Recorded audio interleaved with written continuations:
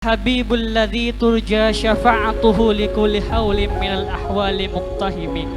Hadirin yang berbahagia, untuk lebih efisiennya waktu, kami selaku pemandu acara pada kesempatan kali ini pada hari Kamis malam Jumat tanggal 20 Januari tahun 2022 akan membacakan susunan acara yang akan dilaksanakan, yaitu sebagai berikut.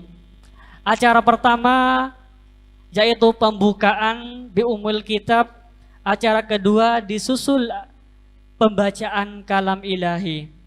Acara ketiga yaitu menyanyikan lagu Indonesia Raya dan Ya Lal Waton, dan sambutan-sambutan merupakan acara kami yang keempat.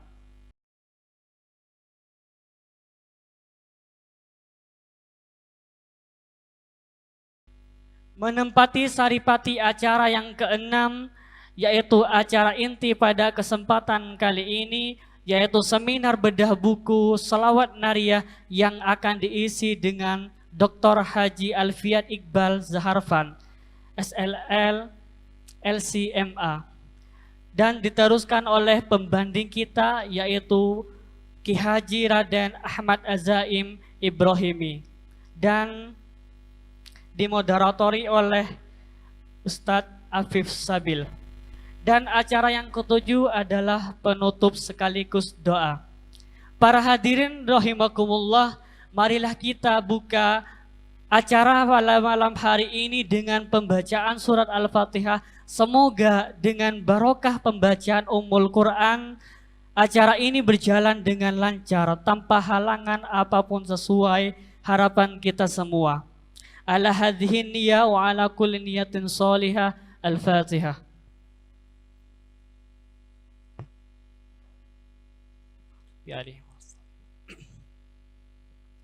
Wa idza quri'al Qur'anu fastami'u lahu wa ansitu la'allakum turhamun.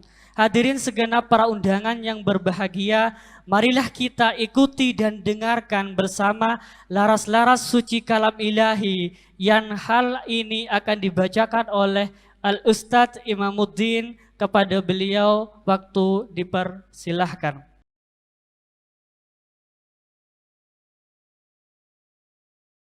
Assalamualaikum warahmatullahi wabarakatuh.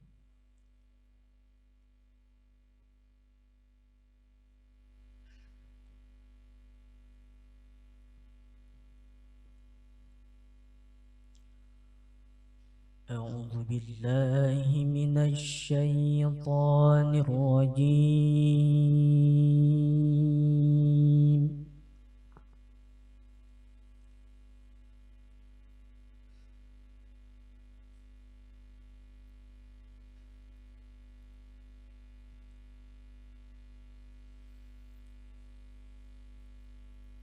بسم الله الرحمن الرحيم.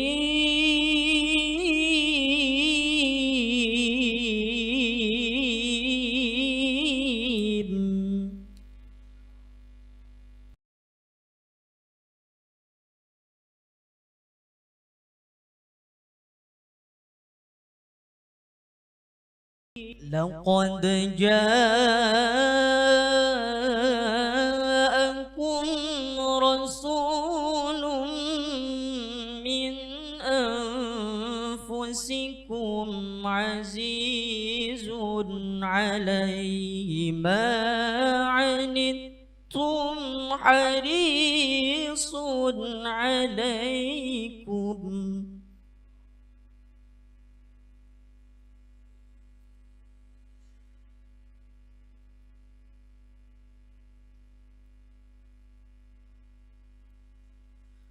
عزيز عليه ما عنتم حريص عليكم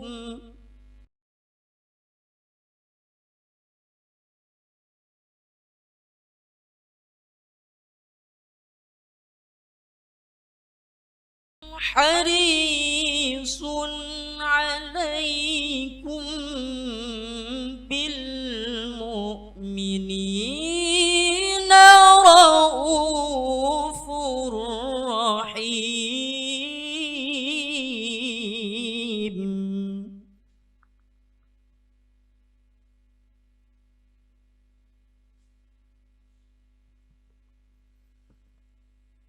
فإن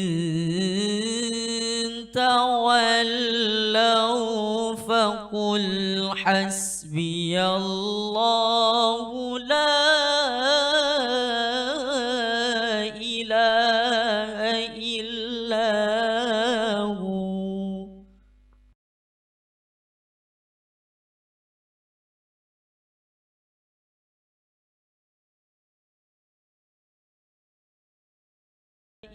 فإن تولوا فقل حسبي الله لا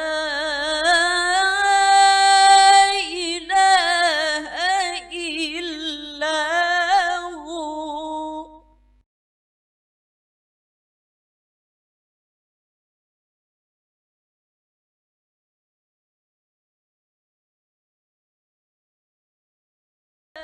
لا إله إلا هو عليه توكلت وهو رب العرش العظيم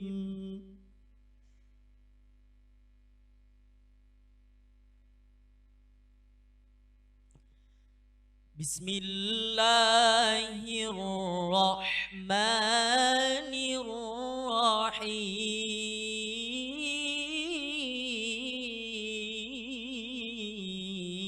الرحيم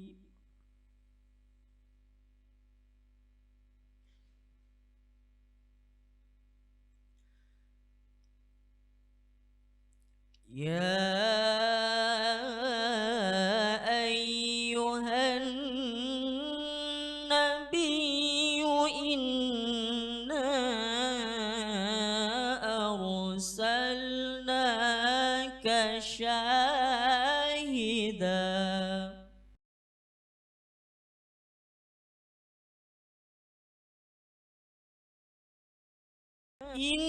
إنا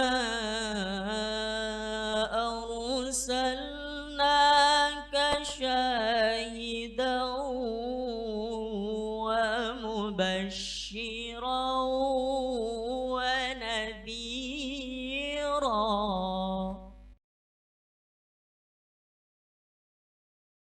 وداعيا إلى الله بإذنه وسراجا منيرا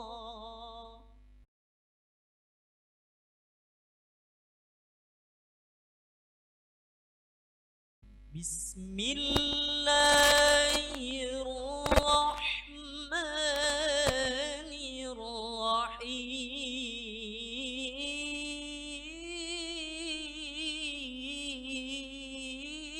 الرحيم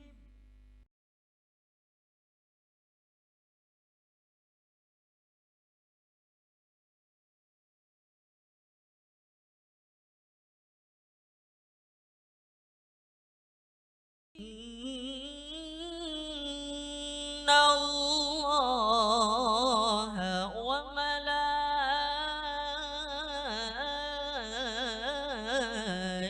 وملائكته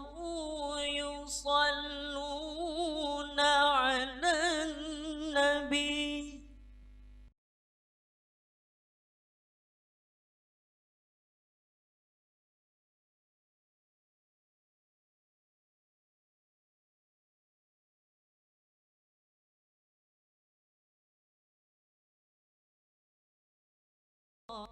يا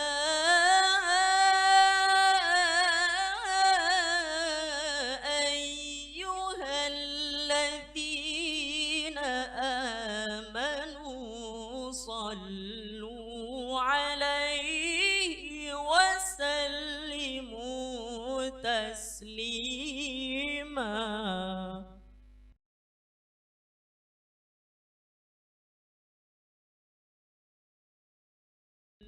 إن الله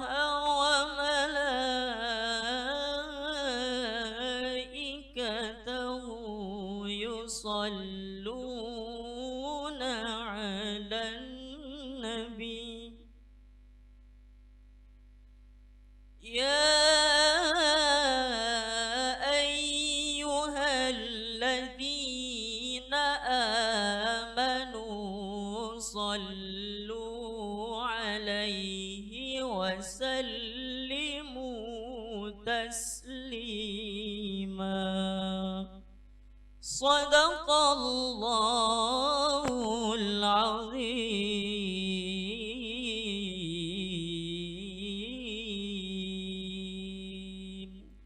Assalamualaikum warahmatullahi wabarakatuh.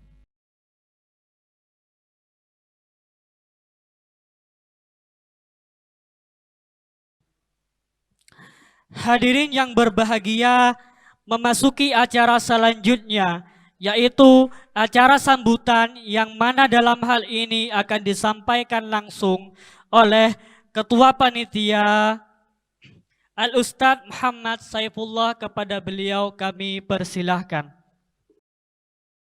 Assalamualaikum warahmatullahi wabarakatuh.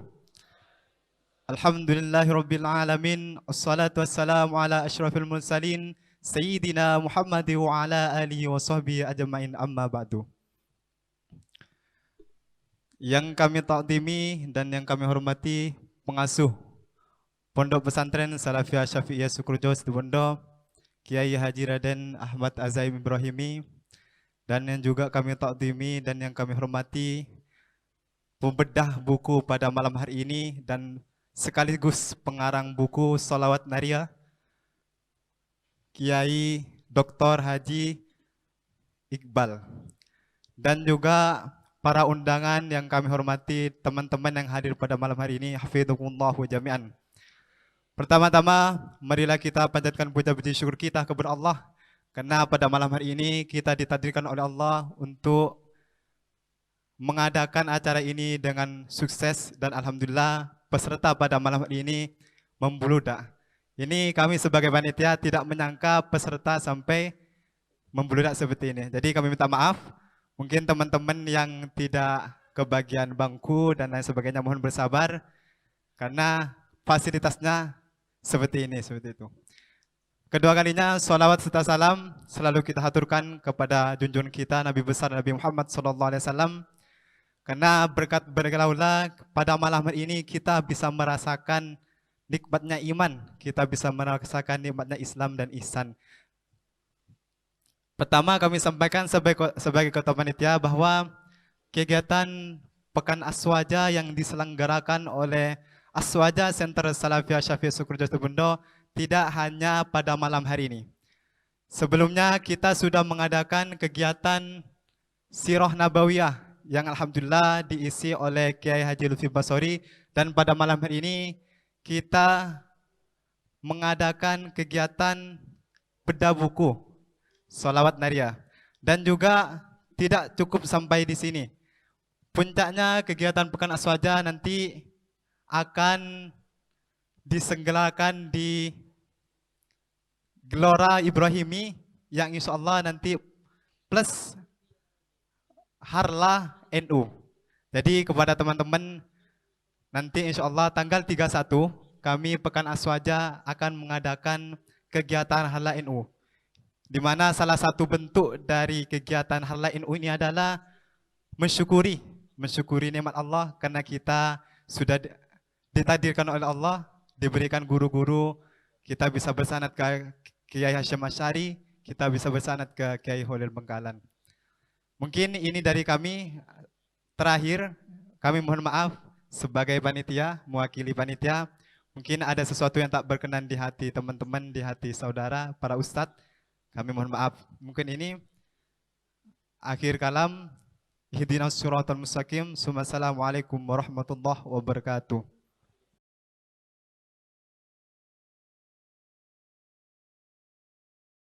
Sambutan selanjutnya akan disampaikan oleh Wakil Ketua Tanfidiyah II Al-Ustadz Ansori. Kepada beliau kami persilahkan.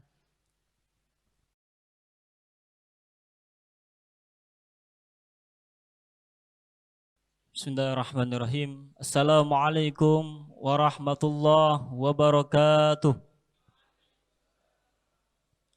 Bismillah, Masya Allah, la yasukul khaira illallah.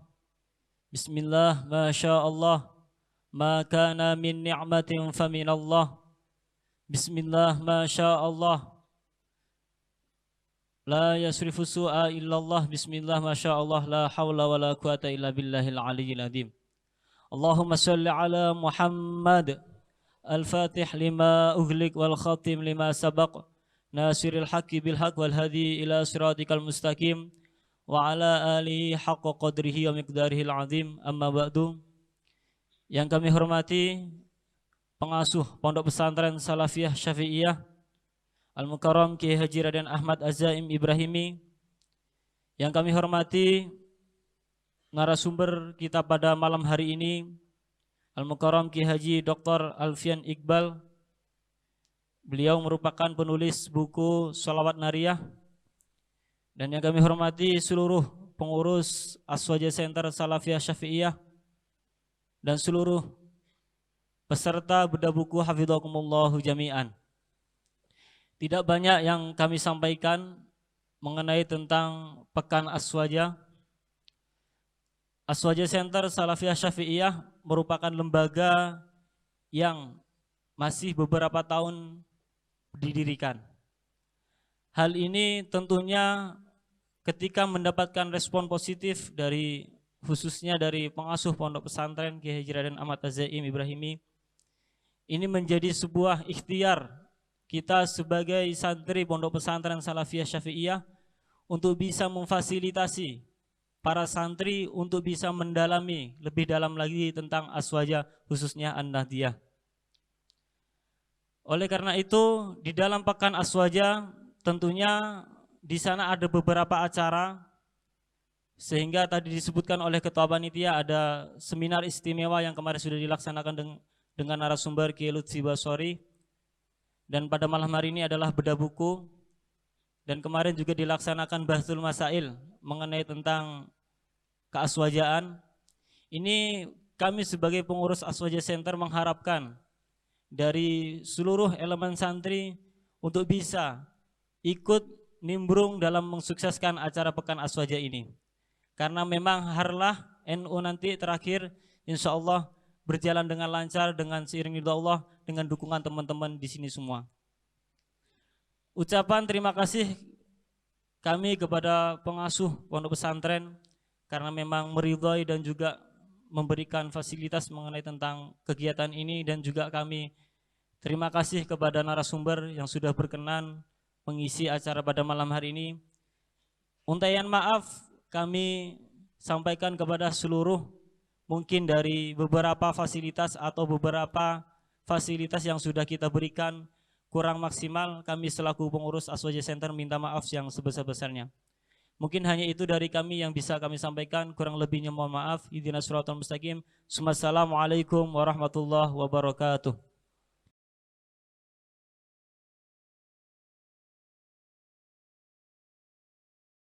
Para hadirin rahimakumullah, acara demi acara telah kita lalui bersama, kini tibalah kita kepada acara inti pada kesempatan kali ini, yaitu seminar bedah buku Sholawat Nariyah yang akan diisi oleh Dr. Haji Alfian Iqbal Saharfan, SSI, LCMA, dan diteruskan oleh pembanding yaitu Kiai Haji Raden Ahmad Az-Zaim Ibrahimi, SSYMH, dan diteruskan dan dimoderatori oleh Ustadz Afif Sabil. Dan kepada beliau falyatafaddal mashkura.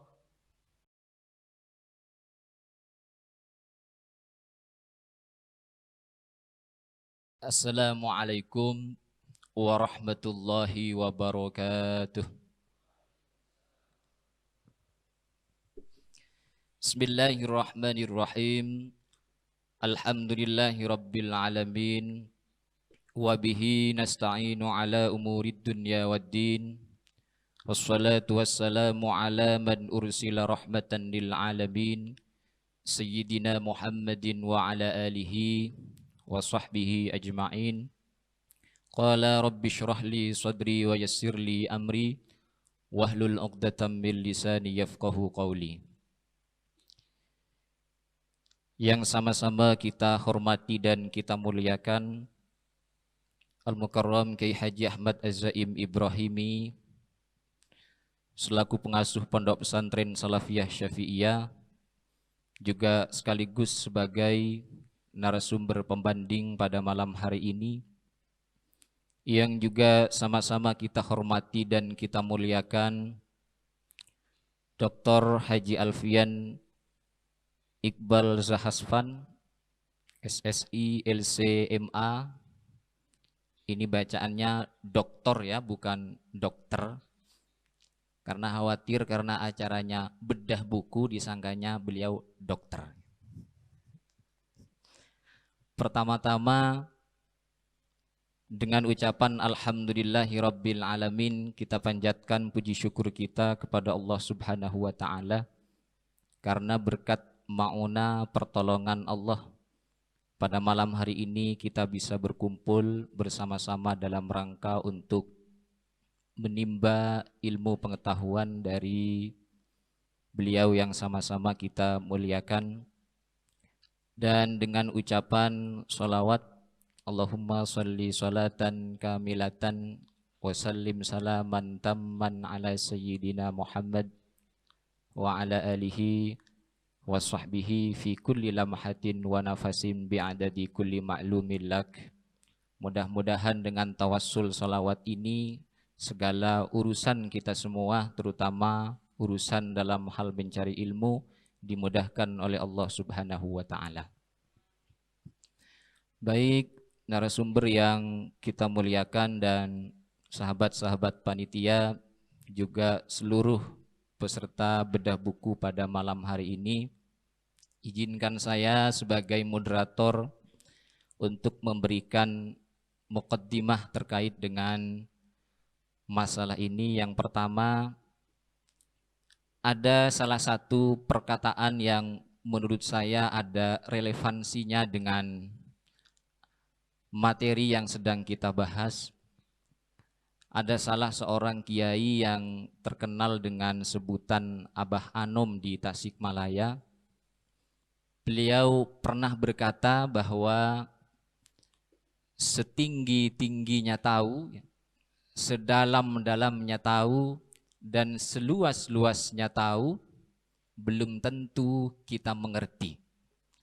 Setinggi-tingginya kita mengerti, sedalam-dalamnya kita mengerti, dan seluas-luasnya kita mengerti, belum tentu kita merasakan. Apa kaitannya dengan sholawat yang akan kita bahas pada malam hari ini? Mungkin di antara kita, bahkan mungkin saya yakin hampir seluruh sahabat-sahabat yang ada saat ini itu hafal dan tahu redaksi dari sholawat nariyah. Tetapi mungkin sedikit dari teman-teman yang mengerti tentang sholawat ini. Atau walaupun teman-teman ada yang sudah mengerti karena sudah pernah membaca, sudah pernah mendengar, atau sudah terlebih dahulu pernah membaca buku ini, tapi sedikit di antara kita yang merasakan khasiat dan rahasia dari sholawat nariyah ini. Oleh karena itu barangkali relevan sekali kalau teman-teman pada malam hari ini ikut kegiatan bedah buku dalam rangka yang pertama untuk tahu dan yang kedua untuk mengerti. Dan lebih-lebih kita bisa belajar juga pada malam hari ini untuk merasakan sir atau rahasia dari sholawat nariyah. Karena kita yakin Al-Mukarram Kiai Az-Zaim, Al-Mukarram Dr. Haji Alfian, beliau tidak hanya sekedar tahu tentang sholawat ini, tidak hanya sekedar mengerti tentang sholawat ini, bahkan saya yakin beliau juga sudah merasakan sir atau rahasianya. Soal sir ini ada salah satu cerita yang diriwayatkan oleh salah seorang kiai bahwa Katanya salah satu pengamal dari sholawat nariyah ini adalah Kiai Maksum Krapyak, abah dari Kiai Ali Maksum, Kiai Maksum Lasem, abah dari Kiai Ali Maksum Krapyak. Soal sir ini beliau pernah mengatakan bahwa di dalam sholawat nariyah itu terdapat banyak sirnya. Sehingga ada salah seorang santri beliau yang bertanya kepada Kiai Maksum ini, kira-kira apa rahasia dari sholawat nariyah? Kok dibaca salah satunya dengan jumlah 4.443? Kiai Ali Maksum menjawab, saya juga tidak tahu. Terus santrinya karena penasaran, kok bisa tidak tahu Kiai? Kiai Maksum kemudian menjawab lagi, karena itu rahasia. Karena kalau saya jelaskan sirnya berarti itu sudah bukan rahasia lagi. Nah, nanti mungkin sahabat-sahabat bisa menanyakan ini juga kepada beliau. Tapi semoga jawabannya berbeda dari apa yang dijawab oleh Kiai Maksum. Kemudian yang kedua, penting sekali kita ikut bedah tentang sholawat nariyah, karena kalau teman-teman berasal dari daerah Tapal Kuda Situbondo, kita tidak akan asing dengan sholawat nariyah. Terutama di daerah Madura, itu pasti banyak perkumpulan sholawat nariyah. Ini saya kira kesempatan untuk kita, sehingga kita bukan hanya sebagai orang yang istiqomah melafalkan ini, tetapi kita juga mencoba untuk lebih dalam memahami apa sesungguhnya rahasia di balik sholawat nariyah itu. Oleh karena itu, untuk lebih menyingkat waktu, marilah kita simak secara sesama, secara bersama-sama dengan serius pemaparan dari narasumber kita. Saya takut cangkolang, ini harus dimulai dari siapa? Saya aturkan kepada beliau, apakah dari Dr. Haji Alfian Iqbal ataukah dari Al-Mukarram Kiai Haji Ahmad Azaim Ibrahimi. Kepada beliau kami haturkan.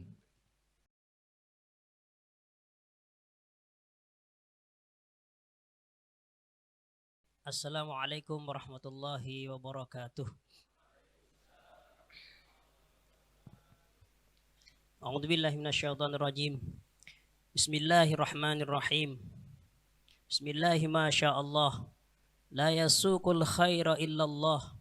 Bismillahi ma sya'allah. La yasrifus su'a illallah. Bismillahi ma sya'allah. Ma kana min ni'matin faminallah. Bismillahi ma sya'allah. La hawla wa la quwata illa billahil aliyyil azim. Alhamdulillahi rabbil alamin. Allahumma salli salatan kamilah.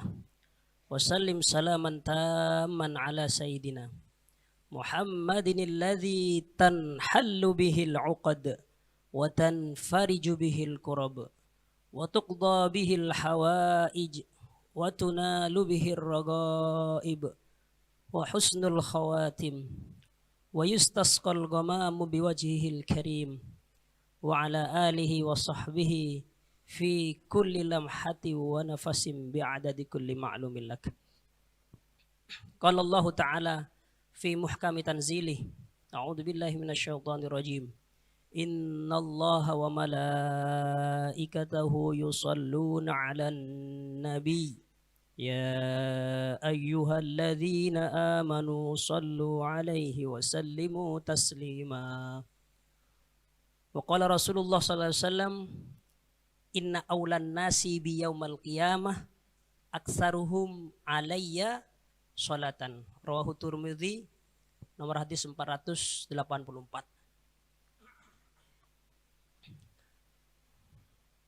Al-Mukarram wal Muhtaram. Mohon maaf tadi saya pinjam mukadimahnya. Biasanya mukadah beliau kan bismillahirrahmanirrahim, masyaallah. Itu yang saya tahu itu doanya Nabi Khidir itu. Nah, Masya Allah, ini tabarukan ya, tabarukan beliau. Biasanya Al-Mukarram ini Kiai Azaim, Kiai Ahmad Azaim Ibrahim ini Masya Allah ya. Beliau senior saya di Nurul Jadid ya, kalau tidak salah 3 tahun di atas saya. Beliau kelas 3 MAK, saya kelas 3 Madrasah Sanawiyah ya, MTS. Alhamdulillah sering main ke MAK. Masya Allah, dari sejak beliau MAK sudah kelihatan, nurnya kelihatan, bakalan jadi orang besar, Masya Allah. Dan ternyata Alhamdulillah, kemudian beliau melanjutkan studinya, thalabul ilminya ke Mekah Al-Mukarramah dengan Abuya Muhammad, Sayyid Muhammad, Syarif Muhammad bin Ali Al-Maliki. Alhamdulillah, kurang lebih 10 tahun lebih ya, 8 tahun Alhamdulillah. Akhirnya pulang ya, dengan isyarahnya dan titahnya almarhum Kiai Sufyan juga bertemu langsung di sana. Mohon beliau untuk meneruskan perjuangan ini. Alhamdulillah. Alhamdulillah saya senang sekali ya punya kenalan, punya senior yang kemudian diberikan amanah besar, dan semoga Allah berikan taufik ya, dan nusrahnya kepada beliau ini. Panjangan umurnya, disehatkan ya. Allah, Masya Allah. Karena ya kita tahu bersama Al-Mukarram ya, Kiai Fawaid ya. Ya Allah cepat panggil, Masya Allah. Kita tidak berharap itu ya terjadi kepada beliau ini, jangan sampai ya Allah. Ya Allah. Yang terhormat yang sama-sama kita muliakan, yang sering kita bacain Al-Fatihah, kita harapkan ya, syafaatnya nanti ya. Kiai Syamsul Arifin, Kiai Asad Syamsul Arifin ya. Waduriyahnya, semuanya ya. Duriyahnya yang sekarang berada di sini maupun berada di kota, ada Kiai Khalil As'ad juga ya. Semoga Allah panjangkan umurnya, Allah sehatkan. Allah. Masya Allah. Saya sangat terhormat diundang ini oleh Kiai Azaim, ini sangat terhormat sekali. Saya bersyukur, terima kasih banyak ini. Allah. Masya Allah. Sebenarnya ya sebelum saya sampaikan ke materi, saya juga harus mengatakan la yashkurillah man la yashkurin nas. Saya bersyukur kepada panitia yang sudah bersusah payah mengundang saya, moderator yang berikan waktunya, para hadirin sekalian semuanya, baik yang beli buku saya pun tidak ya. Masya Allah. Yang beli afdol tapi. Karena insya Allah di dalamnya ini semuanya, insya Allah ilmu semuanya, insya Allah ya. Dan perlu diketahui lebih banyak yang tidak saya tulis daripada yang saya tulis ya. Benar katanya Bahanom di Suryalaya itu ya, setinggi-tinggi dan sedalam-dalamnya ya. Ya itu ya tadi lah disampaikan beliau. Istilahnya lebih banyak yang tidak saya tulis daripada yang saya tulis ini. Allah, tadi saya sempat sowan ke Khalil As'ad ya. Mendapatkan sejarah bagaimana kemudian sholawat nariyah ini berkembang di Situbondo dan sekitarnya. Ya, saya yakin Kiai Azim sudah pasti tahu ya. Jadi beliau ini mendapatkan isyarat ya, apa mimpi, bilang mimpi ya. Gak tahu siapa yang berbicara, tapi yang pasti ada hatif ya. Beliau tidak menyebutkan siapa, tapi mengatakan kalau kamu ingin wusul sampai ma'rifat kepada Rasulullah, kamu baca sholat nariyah. Ya, sholat nariyah itu permintaannya ada 6, ya, yang dikabulkan ada 6. Kata Kiai Khalil itu, Allahumma sholli sholatan kamilatan wasallim salaman. Taman, ada 6. Yang diberi 6 juga. Tanhallu bihil uqad wa tanfariju bihil kurab wa tuqda bil hawaij wa tunalu bihir raghaib wa husnul khawatim wa yustasqal ghamam. Kemudian beliau bangun dan kemudian sowan ke kiainya di Madura, Kiai Muhammad sebagai Muhammad dari Gunung Sari ya. Dan ke kiainya Kiai Sufyan Miftahul Arifin Sletreng ya. Masya Allah, kakaknya Kiai Hasan Abdul Wafi. Akhirnya kedua-duanya mentitahkan kepada Kiai Khalil As'ad untuk ya menyebarkan sholawat nariyah. Allah. Dan kemudian ya seperti kita lihat sekarang ya, kemudian Situbondo menjadi bumi sholawat nariyah. Beliau tadi menyampaikan kepada kita ya, pada saya dan kepada Lora Nurzen, saya mendapatkan sholat nariyah ini tanpa silsilah, tanpa disebutkan dari siapa tidak disebutkan. Ya. Terus menurut beliau juga sholat nariyah ini sholat anugerah. Kenapa dijadikan anugerah? Karena menurut beliau banyak ikhtilaf para ulama. Ada satu ulama mengatakan yang mengarang Syekh Abdul Wahab At-Tazi. Ada yang mengatakan Syekh Ibrahim At-Tazi. Ada yang mengatakan Syekh Ahmad Ar-Rifai. Ya, dan seterusnya ya. Jadi ini anugerah. Jadi kemajhulan atau adanya ikhtilaf ini katanya ini anugerah katanya. Kata beliau ya. Tapi saya tidak mengejar pernyataan beliau ya sebagai tambahan dari bagi saya. Tapi bagi beliau ini astana anugerah. Dan di buku saya ini saya sebutkan siapa Syekh Abdul Wahab At-Tazi itu siapa, lahir di mana, wafat di mana, gurunya siapa ya. Kemudian Syekh Ibrahim juga saya sebutkan di sini ya. Kapan hidupnya, siapa beliaunya, biografinya ya. Tetapi menurut penilaian Al-Fakir yang lebih asoh, yang lebih awal menulis adalah Syekh Ibrahim At-Tazi. Meskipun tidak seperti redaksi yang kita kenal sekarang ya. Saya sebutkan siapa yang menambah-nambahi kemudian seperti fi kulli lamhatin wa nafasin bi adadi kulli ma'lumilak itu bisa dilihat di kitab Khazinatul Asrar ya. Di halaman 181 di atas sendiri bagian kiri ya disebutkan. Itu tambahannya didapatkan oleh pengarang Khazinatul Asrar Syekh Muhammad Haqi Afandi An-Nazili dari guru-gurunya ketika mendapatkan ijazah di Jabal Abi Kubais. Dari guru-gurunya ada Al-Maki, Al-Zain Al-Maki, ada Syekh Al-Maghribi dan seterusnya itu. Nah, itu dengan bila mengatakan bi ziyadati fi kulli lamhatin wa nafasin bi adadi kulli ma'lumilak. Tadi di dalamnya Kiai Zaim saya perlihatkan kepada beliau ini Kiai ya, kitabnya langsung yang redaksi aslinya Shalawat Nariyah sebelum ditambah-tambahi ya. Jadi tambahannya ada 4. Allahumma sholli sholatan kamilah. Pertamanya alhamdulillah, ada alhamdulillahnya. Alhamdulillah karena itu aslinya surat ya, surat untuk orang namanya Ahmad, punya anak namanya Muhammad ya. Titip salam kepada ayahnya ketika nyabis kepada Syekh Ibrahim At-Tazi, kemudian ditulis ya fi sodril kitab, ya, fi sodril risalah. Alhamdulillah Allahumma sholli sholatan kamilah wa salim salaman taman ala nabiyyin. Ya, ini redaksi aslinya ala nabiyyin. Saya dapat ijazah dari Sada Al-Gumariyin itu ala nabiyyin. Ala nabiyyin tanhallu. Ya. Jadi yang sekarang kan ala sayyidina Muhammadin. Alladzi tanhallu. Kalau yang aslinya ala nabiyyin tanhallu bil luqat wa tanfariju bihil qurab wa tudau bil hawaij wa tunalu bir raghaib. Wa husnul khawatimnya tidak ada. Itu tambahan. Ya, kata seorang Kiai Syarif Rahmat yang di TV biasanya pakai udeng-udeng hitam itu. Di TV itu ya, yang dulu sempat ikut pemburu hantu ya. Kata beliau ini diketahui kalau ini tambahan dari mana, dari redaksinya kelihatan. Yang lainnya menggunakan jumlah fi'liyah, ini satu-satunya menggunakan jumlah ismiyah. Tanhallu bil luqat fi'liyah wa tanfariju bihil qurab wa tudau bil hawaij wa tunalu bir raqab, semuanya fi'liyah. Tahu-tahu ujuk-ujuk wa husnul khatim. Husnul khatim itu kan jumlahnya jumlah ismiyah. Ini kelihatan ya. Kelihatan kalau ini ada tambahan. Siapa yang menambahi? Beliau tidak tahu siapa yang menambahinya. Tapi di kitabnya Syekh Abdul Al-Gumari Al-Hujjat Al-Bayinat fi Isbatil Karomat disebutkan beliau menambahi itu ya. Wa husnul khawatim ya. Mungkin Allah swab dari beliau dan dari guru-gurunya. Wallahu alam, saya tidak tahu dari siapa. Yang pasti beliau menyebutkan itu wa husnul khawatim wa yustasqal ghamam. Kembali lagi ke jumlah fi'liyah wa yustasqal ghamam ila akhirih ya.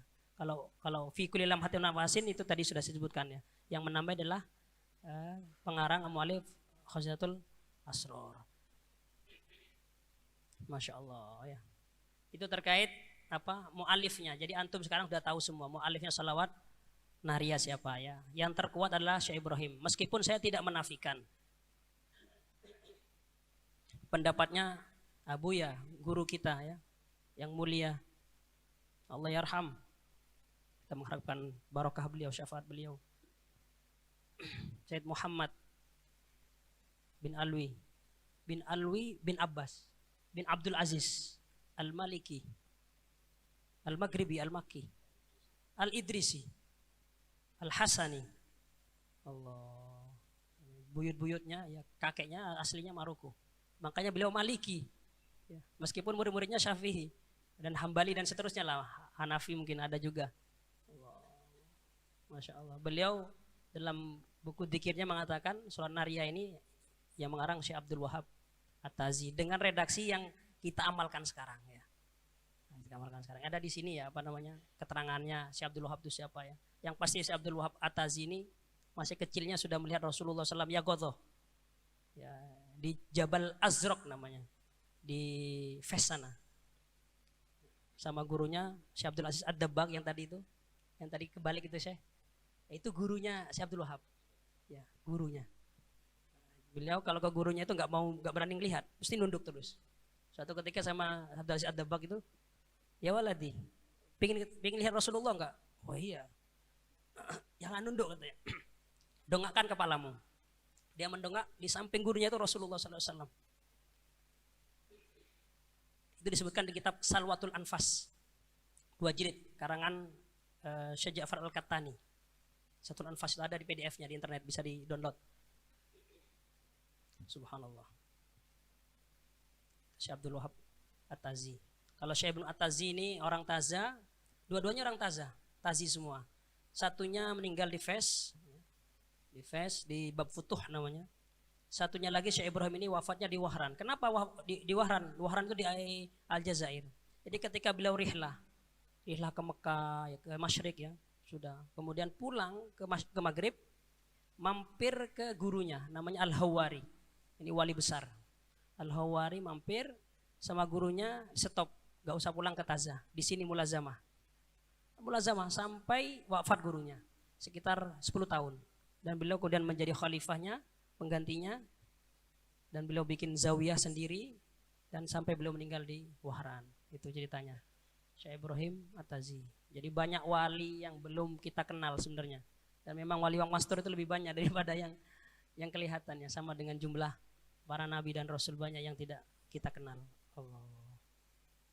Termasuk wali-wali di Nusantara ini ya, para habaib di Nusantara juga banyak ya. Tadi cerita kayak Khalil As'ad itu cerita Kiai Hasan Genggong, Kiai Hasan Sepuh itu cerita suatu ketika dengan kumpulan para kiai gitu kan, apa di dalam mobil atau di mana ya itu. Kemudian beliau mencium di sini tuh ada bau Habib gitu.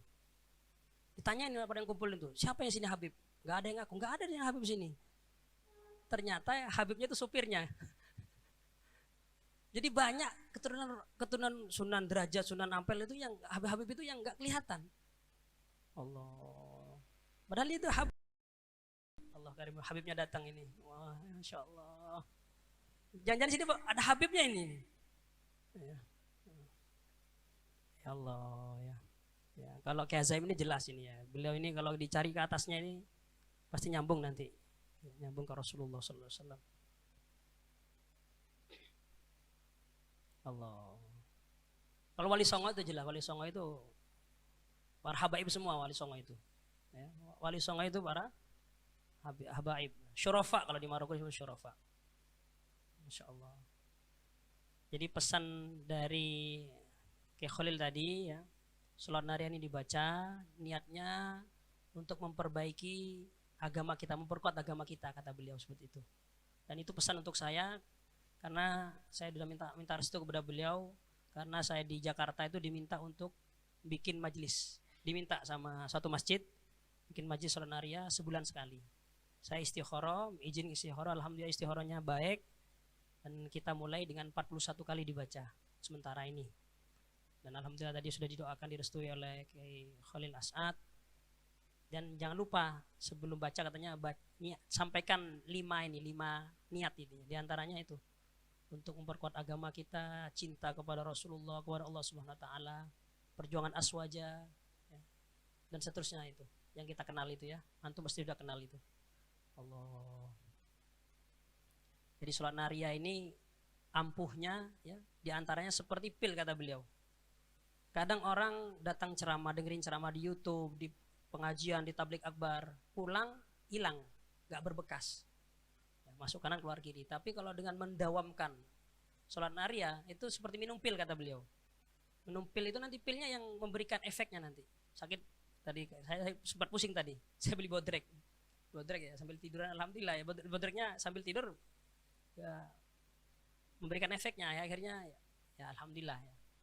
Seperti itu ya, seperti sholat naria ya. Orang nggak sholat baca sholat naria terus ya, insya Allah lama-lama sholat. Dulunya minum sambil baca sholat naria, nanti diiringi insya Allah dapat hidayah, berhenti minumnya. Seperti itu ya. Allah, antum yang malas-malas jamaah, malas belajar, suka bolos, baca sholat naria. Insya Allah Allah berikan semangat biar nggak malas dan jadi orang yang sukses dunia akhirat. Insya Allah, amin. Mungkin itu yang bisa sampaikan, nanti kita bisa teruskan dengan tanya jawab nanti insya Allah, interaktif insya Allah. Syukran ala ihtimamikum. Assalamualaikum warahmatullahi wabarakatuh.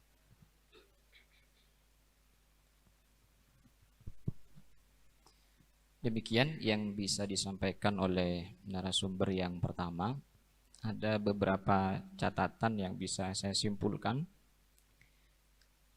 Yang pertama, banyak dari khasiat sholawat nariyah, terutama yang berkaitan dengan kebutuhan-kebutuhan keduniaan kita, itu juga sepertinya ada ya, dalam redaksi 6 kalimat yang ada dalam sholawat nariyah.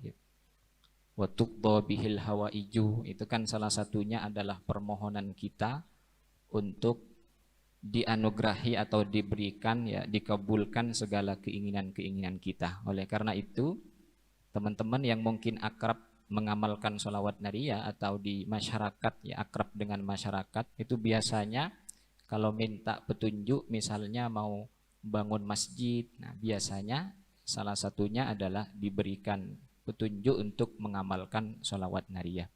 Kemudian catatan yang kedua, ini yang menurut saya luar biasa ya, bahwa sholawat nariyah bisa juga dijadikan sebagai kendaraan kita untuk bisa usul kepada Allah Subhanahu wa Ta'ala. Dan ini saya kira tidak bisa dijelaskan hanya sekedar teori saja ya. Kalian kalau ingin merasakan manfaat sholawat nariyah secara langsung, tentu harus mendawamkan sholawat nariyah. Sama seperti kalau kalian tanya bagaimana rasanya kawin atau menikah ya. Saya tidak bisa menjelaskan. Jadi sampean harus menikah dulu baru tahu rasanya. Sebelum ke Kiai Azaim, ada riwayat bahwa sholawat nariyah di Situbondo itu, kalau di Situbondo itu jalurnya yang mempopulerkan sebelum Al-Mukarram Kiai Khalil As'ad itu adalah Kiai Haji Ahmad Sufyan Miftahul Arifin.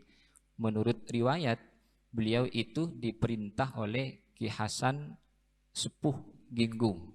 Kemudian juga diperintah oleh Kiai Zaini Mun'im Paiton Probolinggo, dan yang terakhir itu diperintah oleh Kiai Haji As'ad Syamsul Arifin, pengasuh kedua Pondok Pesantren Salafiyah Syafi'iyah.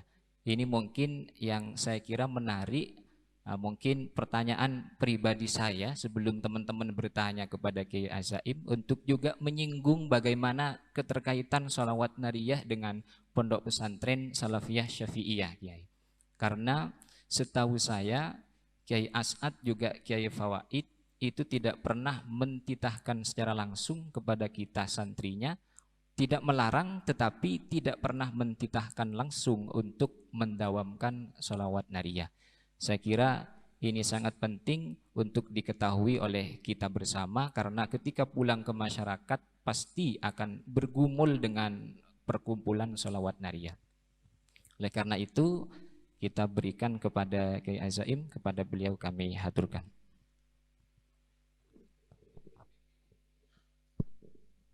Assalamualaikum warahmatullahi wabarakatuh.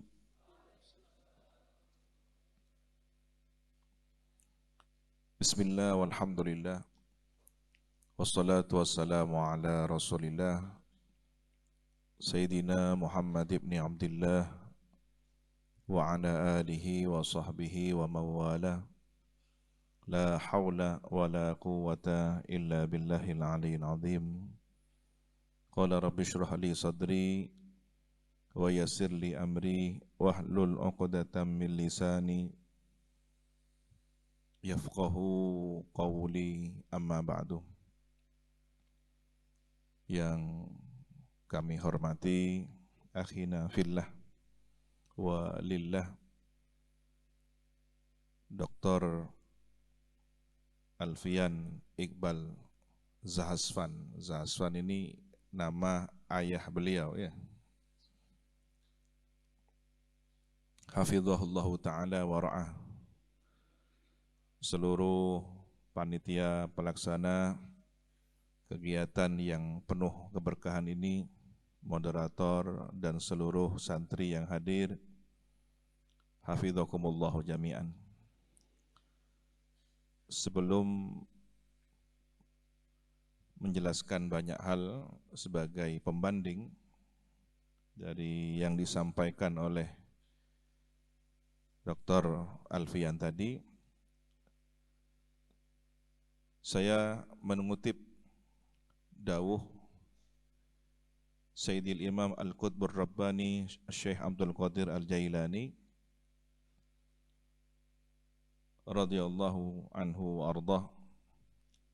Dalam salah satu keterangannya, beliau pernah menyampaikan, la yutawassal liktisabi af'alin nabi sallallahu alaihi wasallam wa akhlaqihi illa bishiddatil i'tina wa la yutawassal lil i'tina'i illa bil mubalaghati fi hubbihi wa la yutawassal li hubbihi illa bi kathratis salati alaihi sallallahu alaihi wasallam. Syekh Abdul Qadir Al-Jailani menyampaikan bahwa seseorang tidak bisa mencapai seperti yang dilakukan Nabi Muhammad sallallahu alaihi wasallam dalam perbuatan dan akhlak budi pekerti beliau, kecuali bersungguh-sungguh memperhatikan ajaran beliau, akhlak beliau. Perhatian terhadap beliau tidak bisa dicapai kecuali dengan mencintai beliau. Dan mencintai beliau tidak bisa tercapai kecuali dengan memperbanyak bersolawat kepada beliau, baginda Nabi Muhammad sallallahu alaihi wasallam.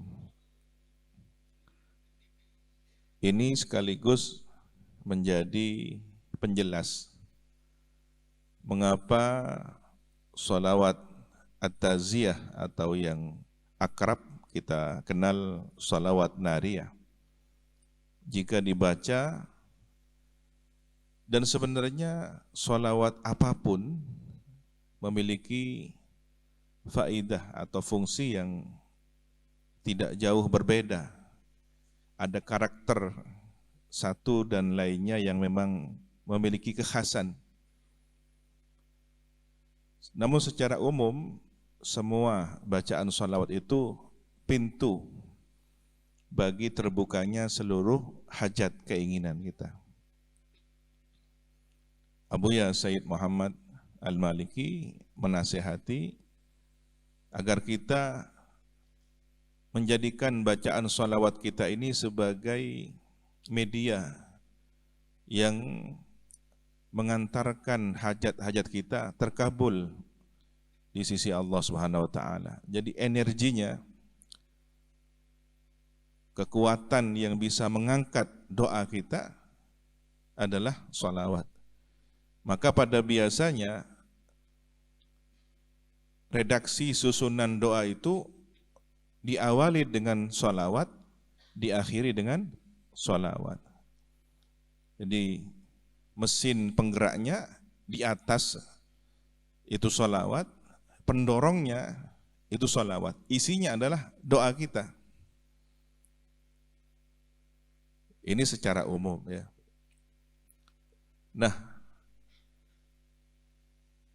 kemudian sejarah sholawat taziyah tadi yang jika ingin lebih luas, tentu kita harus banyak mengambil referensi. Salah satunya adalah buku yang malam hari ini kita bedah. Walaupun tadi penulis membuka dan tidak menutup kajian beliau yang saya yakin sudah cukup lama ya. Boleh jadi apa yang beliau temukan bahwa yang pertama kali diketahui menuliskan redaksi salawat taziyah adalah Syekh Ibrahim At-Tazi, sedangkan versi Abu Ya Sayyid Muhammad Al-Maliki adalah Syekh Abdul Wahhab At-Tazi. Kebenaran mutlaknya ya tidak bisa kita pastikan. Jika ada banyak kebenaran yang mungkin terjadi, maka biarkan kebenaran itu dalam perspektif yang berbeda. Itulah yang disebut anugerah. Ini katanya karya siapa? Ini katanya karya siapa? Karya siapa? Biarkan demikian. Sebagaimana tempat yang mulia, orang yang mulia, semakin banyak nama untuk menunjukkan identitas tempat atau orang, maka semakin memperkaya nilai kemuliaannya. Contoh, Madinah disebut Thaibah, disebut juga Darul Hijrah, disebut juga Thabah, Tibah, dan banyak lagi, Darut Tauhid dan semacamnya. Lalu mana yang paling benar? Semuanya benar, karena semuanya mewakili makna yang tak terbendung dari identitas tempat itu sendiri. Sebagaimana baginda Nabi, asma beliau 300 lebih, 200-an lebih. Ya, kalau yang mengamalkan Dalailul Khairat pasti akan membaca nama-nama baginda Nabi. Ya. Nah, lalu mana yang benar? Semuanya benar. Semua menunjukkan karakter dan mewakili sosok baginda Nabi yang kamil. Ini dari sudut pandang kebenaran. Kenapa? Karena kebenaran itu kan cahaya. Kebenaran itu cahaya. Cahaya dilihat dari sudut manapun bersinar. Sudut pandang orang berbeda karena keterbatasan objeknya. Tetapi sumber cahayanya satu, kebenarannya satu. Yang sebelah kiri melihat cahaya, sebelah kanan melihat cahaya, depan, belakang, semua melihat cahaya. Tapi pusat cahaya satu. Lalu mana yang benar? Semua benar karena mendapatkan masing-masing bagian dari cahaya itu sendiri. Dan redaksi bacaan sholawat itu ada yang memang diberikan langsung oleh baginda Rasulullah SAW sebagai kekhasan, sebagai keistimewaan. Diberikan kepada waliullah fulan, syekh fulan, dibagi-bagi sebagaimana doa.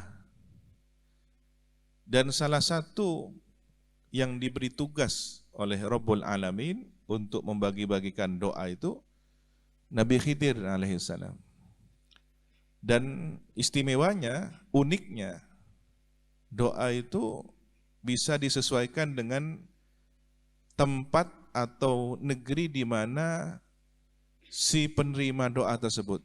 Jadi kalau orang Indonesia, maka doanya bahasa Indonesia. Kalau kebetulan walinya wali Jawa, Nabi Khidir ngasih ijazah bahasa Jawa. Kalau kemudian yang diberikan orang Madura, ya jadi bahasa Madura. Tetapi maknanya sama. Sama. Saya pernah membanding-bandingkan makna bacaan-bacaan ijazah doa Jawa dengan hizib wirid dzikir yang ada di Syawarikul Anwar misalkan, atau di kumpulan doa lainnya. Ternyata semakna, hanya beda bahasa saja. Ketika kita doa misalnya an yamini an shimali min fauqi wa min tahti, bahasa Jawanya kan sopokan ya mar ingsun kana hak pun Gusti Allah, terus menyebutkan arah juga, saking wetan Pepentuni Gusti Allah saking wetan, dibahasakan bahasa lokal sesuai kearifan lokalnya. Kenapa? Bahasa ibu lebih menyentuh kepada masyarakat setempat. Nah, sholawat pun sebagai rangkaian doa ini juga memiliki kekhasan sesuai penerima sholawat itu sendiri. Kemudian wilayahnya, jadi kan ada wilayah tersebarnya sholawat. Kenapa di Tapal Kuda ini sejak puluhan tahun yang silam, bahkan mungkin ratusan tahun yang silam, di antara sekian banyak sholawat, yang paling populer adalah sholawat at-taziyah atau nariyah. Selain memang ada rahasia keberkahan, ada wilayah yang memang Allah anugerahkan di situ. Tetapi sekali lagi, sifat dari sholawat ini kan cahaya, karena kita membaca sholawat kepada siapa? Dihaturkan kepada baginda Rasulullah SAW yang merupakan cahaya. Maka semakin orang membaca sholawat dengan tulus tanpa tendensi apapun, semakin bercahaya. Loh, apakah ketika baca sholawat ada ketempelan niat yang lain, sholawatnya menjadi rusak? Tidak, ya. Sholawat itu keistimewaannya, meskipun orang yang membaca sholawat riya, pamer, masih mendapatkan pahala. Tapi ada bedanya. Coba perhatikan ketika saya memberikan sesuatu yang berharga. Katakanlah gelas ini, sesuatu yang berharga. Saya berikan kepada Dr. Alfian dengan cara terhormat, menggunakan tangan kanan, dengan menunduk. Ini hadiah dari saya. Terhormat. Tapi perhatikan ketika orang yang sama, dengan akhlak yang sama mulianya, pasti menerima hadiah dari siapapun. Tapi si pemberi hadiah ini menghaturkan dengan cara yang tidak sopan. Ini Ustadz, ambil Ustadz, pakai tangan kiri. Bahkan tidak saya toleh misalnya. Bahkan bahasanya mungkin kasar. Kalak. Nah, Ustadz yang mulia pasti nerima. Tapi di sini kelihatan siapa yang tidak terhormat. Bukan hadiahnya yang tidak terhormat. Bukan si penerimanya yang tidak terhormat. Tetapi pemberi hadiah ini akhlaknya tidak terhormat. Disitulah kemudian sholawat, apapun sholawatnya, termasuk sholawat nariyah, ketika disampaikan dengan cara terhormat, dia dapat bonus. Selain pahalanya, ada fadlun minallah, ada keutamaan, bonus dari Allah. Ya, ini tugasnya pembanding di sini. Yang tidak dijelaskan oleh pemateri, ya dibandingkan ini. Jadi sholawat apapun ketika dihaturkan pada baginda Nabi, posisi kita lihat, baca sholawat punya wudhu atau tidak. Sama-sama baca sholawat tapi tidak berwudhu, berkurang nilainya. Menghadap kiblat atau tidak, di tempat yang layak atau tidak. Mohon maaf, di jeding, di WC baca sholawat. Apa tidak berubah nanti? Yang berfungsi sebagai wusul ila ma'rifati hakikati sayyidil wujud, malah nanti naudzubillah melecehkan su'ul adab kepada baginda Rasulullah SAW. Nah, disinilah yang harus kita fahami secara lebih sempurna, tidak parsial. Kenapa?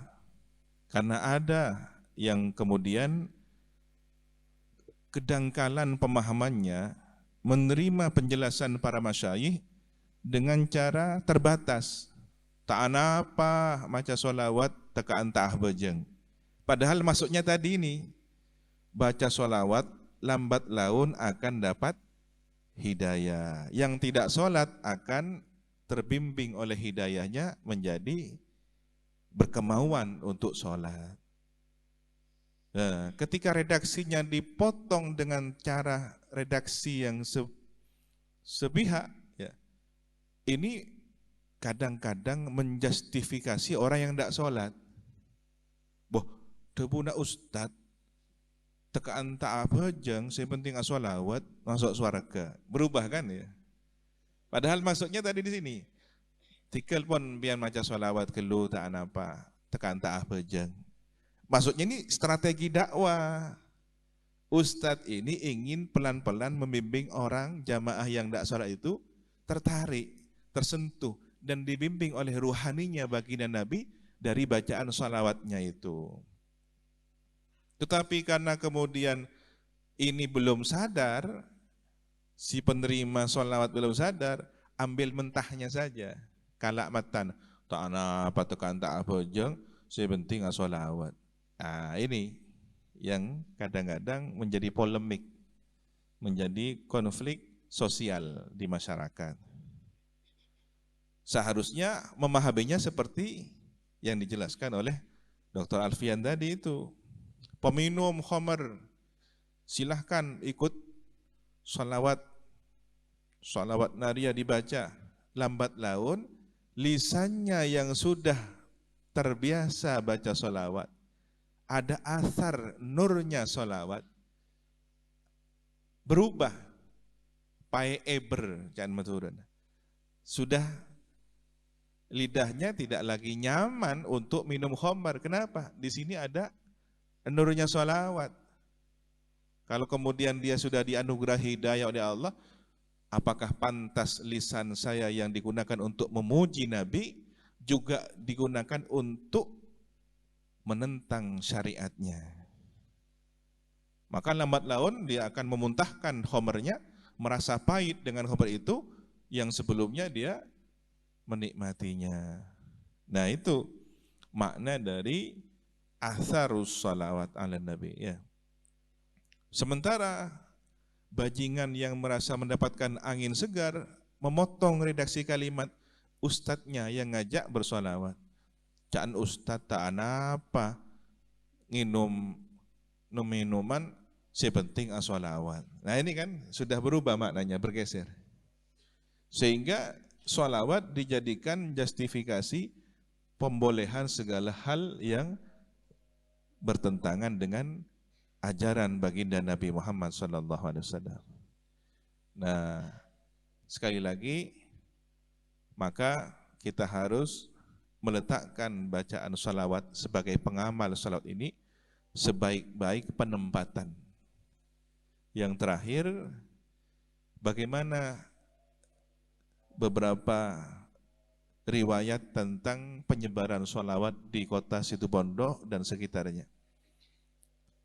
Betul bahwa tersebarnya salawat ini semakin semarak oleh tokoh yang kita kenal, Kiai Haji Sufyan Miftahul Arifin rahimahullahu taala rahmatal abrar. Beliau yang sangat bersungguh-sungguh menyebarkannya, dan itu sebagai pesan wasiat dari guru-guru beliau, dari Kiai Hasan Sepogenggo, dari Kiai Zaini Munib. Dan kalau ada tambahan riwayat dari Kiai Hasan Samsul Arifin, sangat benar. Kenapa? Karena Kiai Samsul Arifin lah yang menyebarkan salawat nariyah di Situbondo. Terbukti dari tetangga sekitar yang sudah puluhan tahun memiliki majelis muqaddaman, dan salah satu wiritannya adalah salawat nariyah. 4.444 dibagi rata dengan menggunakan kerikil, ya. Dan itu kami juga menemukan tradisi yang sama di Hijaz, di Mekah. Jadi ada halaqah, ada kumpulan membaca sholawat at-taziyah atau nariyah dengan menggunakan kerikil. Dibagi rata sampai selesai 4.444. Ada angka yang tentu rahasia. Apakah bisa diungkap rahasia itu? Ya ketika diungkap tidak lagi bernama rahasia. Kan begitu. Bagaimana bisa mengetahui rahasia? Mencicipinya, merasakannya. Dan ketika kalian nanti dianugerahi oleh Allah, kalau bisa rahasia tetap rahasia. Kenapa? Akan ditambahkan rahasia baru. Saya teringat guru saya, guru tauhid di madrasah, saya tidak sebutkan namanya, itu pernah mengamalkan salah satu sholawat sampai bertemu Rasulullah. Karena saking senangnya suan kepada Kiai As'ad, matur dengan penuh kebanggaan, alhamdulillah Kiai, saya sudah bertemu Rasulullah. Kira-kira apa respon Kiai As'ad? Ternyata di luar dugaan, marah beliau. Atur, suruh pergi. Sedih beliau. Ustadz saya ini guru tauhid di madrasah, mikir apa salah saya? Baca sholawat ketemu Rasulullah, disampaikan kepada Kiai As'ad. Kok dimarahi? Ternyata khawatir Rasulullah tidak datang lagi. Jadi salah satu rahasia dari peristiwa ini yang terungkap, jika pernah bertemu Rasulullah jangan diceritakan, akan didatangi lagi oleh Rasulullah SAW. Atau rahasia-rahasia lain yang hanya orang ini mendapatkannya, akan ditambah rahasia baru. Kenapa? Karena dilihat, oh ternyata orang ini pandai menjaga rahasia. Saya kasih tambahan rahasia lain yang lebih nikmat, lebih lezat, lebih tinggi lagi. Tapi ketika diceritakan ke orang banyak, oh dia tidak pandai menjaga rahasia. Ya sudah, sampai di situ saja sudah. Kenikmatannya level itu saja sudah. Bahkan boleh jadi dikurangi kenikmatan rahasia-rahasia keberkahan itu. Maka kadang-kadang orang yang tidak tahan diri untuk menceritakan nikmat rahasia itu diungkapkan dengan bahasa perumpamaan, hiperbola, ya. Sastra-sastranya tidak langsung mengatakan cinta kepada Rasulullah, tetapi yang disebutkan adalah nama, tempat, benda-benda yang lain. Kadang khawatir membahayakan, ya. Contoh qasidah yang sering dibaca oleh Habib Segap Assegap, gambusnya dia. Itu kalau dipahami oleh orang awam bisa fatal. Kullu khamrin alaina muharram, ya, setiap khamr diharamkan bagi kita. Illa khamril akikil yamani, kecuali khamr made in-nya, mereknya akikil yaman. Oh berarti ada khamr yang halal, ya. Ini bahasa rahasia. Ternyata khamri akikil yaman itu cinta kepada Rasulullah. Khamr itu kan memabukkan. Mabuk di sini kemudian menjadi majas tentang rasa cinta yang memabukkan. Akikil yamani di Madinah ada namanya Wadil Akik. Ada wadi, di situ dulu ada danaunya. Orang-orang Madinah kalau rekreasi ke danau itu. Rasulullah ada di Madinah. Wadi Akik ini sebagai simbolnya Rasulullah di Madinah. Tidak diungkapkan Rasulullah langsung, tidak vulgar, kecuali mabuk cinta pada Rasulullah. Terlalu vulgar. Orang yang mau menyimpan rahasianya tidak mau begitu, disimpan-simpan. Ya, semakin penasaran, semakin kuat kerinduannya. Nah ini salah satu cara memahami makna dari asrar itu sendiri, dan banyak hal lainnya. Katanya rahasia, jadi tidak bisa diungkap kan gitu. Kalau ingin penasaran, cicipi, rasakan dengan banyak baca sholawat, sehingga nanti kalian bisa dianugerahi sesuatu yang luar biasa dan dirahasiakan. Apakah boleh dicatat? Boleh. Tulis. Saya pernah bermimpi ini, saya pernah bermimpi ini. Begitulah kebiasaan kaum solehin. Kami melihat guru kami, Abu Ya Said Muhammad, punya agenda khusus. Beliau pernah dapat bisyarah apa, berita gembira apa dari fulan. Kadang beliau sendiri, ya, kadang orang lain yang datang. Ditulis, santri yang suruh nulis beda-beda orang. Halaman yang sudah ada tulisannya ditutup, tidak boleh dilihat. Maka santri yang menulis tulisan baru tidak bisa melihat bacaan rahasia yang sebelumnya. Dan penulis yang baru tidak pernah mengetahui rahasia yang sebelumnya. Begitu Abu Ya Said Muhammad. Jadi saya sarankan kalian sudah mulai punya buku agenda atau buku khusus mimpi-mimpi yang salihah, ya, tulis di situ. Jangan nulis mimpi absaab, mimpi junub ditulis, jangan itu. Ya, di sini rahasia yang akan terus bisa ditelusuri jejaknya. Kalau kalian seorang yang penasaran dan merasa tertantang untuk memasuki wahana spiritual asrar ini, salawat Nabi pintunya. Salat Nabi jalannya, ya. Bahkan ketika berada di suatu tempat yang tidak ada guru murabbi di sana, tidak ada seorang waliullah salihin di sana, salawat Nabi adalah murabbinya. Salawat Nabi adalah pembimbing ruhaninya. Itulah rahmat Allah di akhir zaman. Jadi tidak ada alasan jauh dari ulama, jauh dari pesantren, jauh dari apapun. Ketika diperkenalkan salawat, ada peluang orang tersebut di tempat yang minoritas agamanya masih dibimbing oleh Rasulullah SAW. Itu hebatnya umat Nabi Muhammad.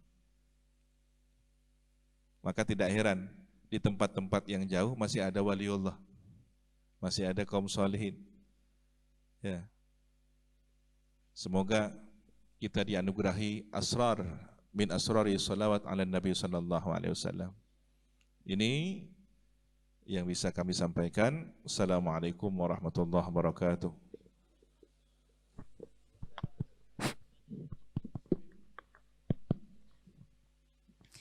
Ada dua hal penting sahabat-sahabat yang bisa kita garis bawahi.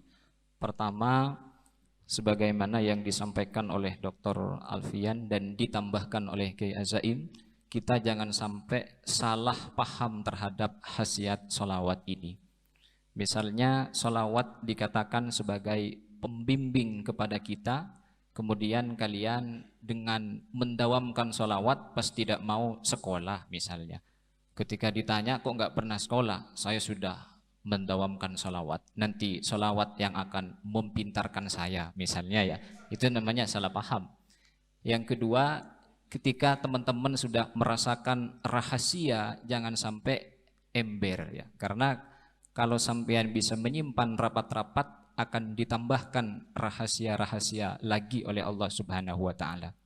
Saya teringat juga sama seperti riwayat yang beliau sampaikan, ada salah satu murid Thoriqoh datang kepada seorang kiai di situ pondok dan mengatakan bahwa pernah bermimpi Nabi Muhammad.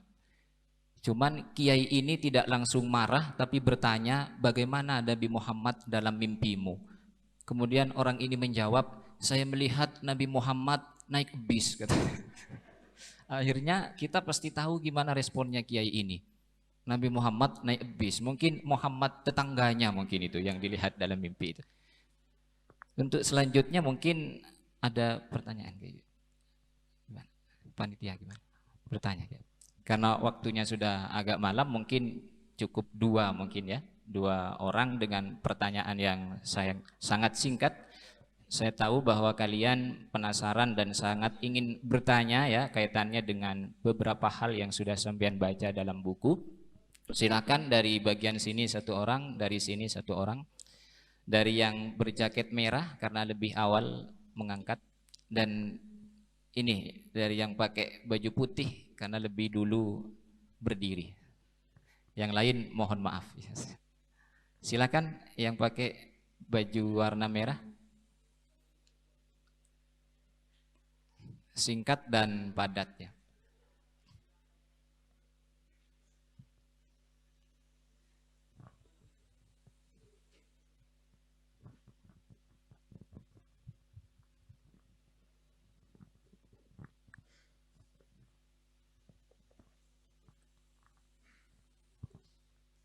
Bismillah. Bismillahirrahmanirrahim. Assalamualaikum warahmatullahi wabarakatuh. Pengasuh pesantren yang kami muliakan dan narasumber, pertanyaan dari kami adalah tadi sempat disinggung Nabi Khidir beliau merupakan pertama kali yang diamanahi untuk menyebarkan solawat, untuk menyebarkan solawat. Kemudian juga disinggung secara jelas penyebaran solawat di kota Situbondo, dan yang kami tanyakan itu bagaimana penyebaran dan siapakah aktor-aktor penyebaran solawat nariyah di Nusantara ini. Terima kasih. Assalamualaikum warahmatullahi wabarakatuh.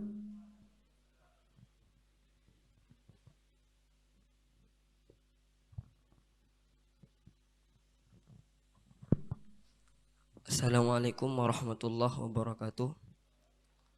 Yang kami hormati, yang kami muliakan, guru kami Murabbir Ruhina yang sudah menjelaskan dan memaparkan terkait dengan sholawat, yang lebih khusus adalah sholawat nariyah. Sebelumnya, sebelum kami memberikan beberapa pertanyaan, kami takut lupa. Ini permintaan ijazah tentang sholawat nariyah, nanti minta untuk diijazahkan kepada kami semua.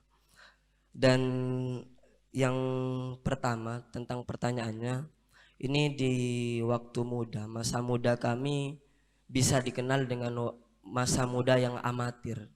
Juga kita lebih luas kenal bahwa warga Indonesia ini jika dibahasakan oleh Kiai Maimun Zubair bahwa semacam padi, bukan semacam kurma yang kokoh.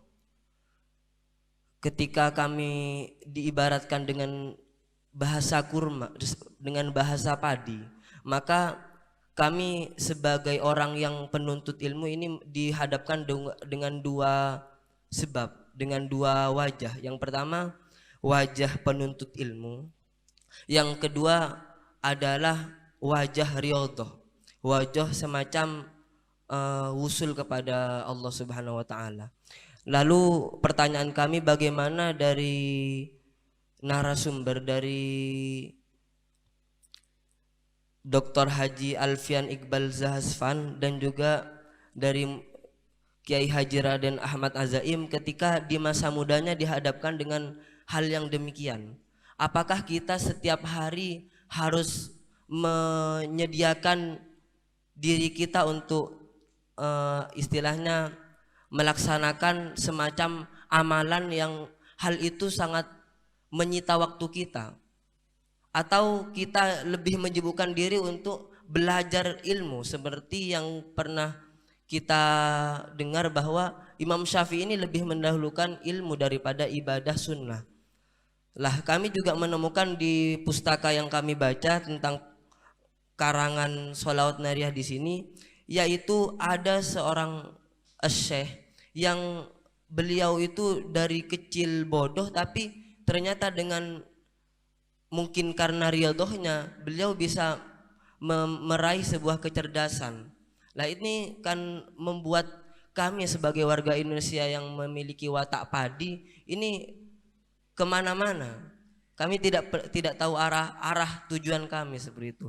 Mungkin kami yang dapat kami sampaikan, kurang lebihnya mohon maaf. Dan yang terakhir, mohon maaf lupa Kiai, ini yang tadi sudah dikasih tahu caranya untuk mendapat rahasia baik, terutama mimpi Rasulullah, tapi tidak dikasih tahu caranya mimpi Rasulullah. Ini kami minta cara untuk mimpi Rasulullah dan kalau berkenan untuk diijazahkan kepada kami semua.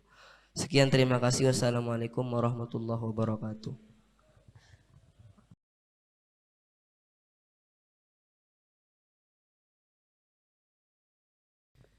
Pertanyaan pertama bertanya tentang penyebar sholawat nariyah di Nusantara.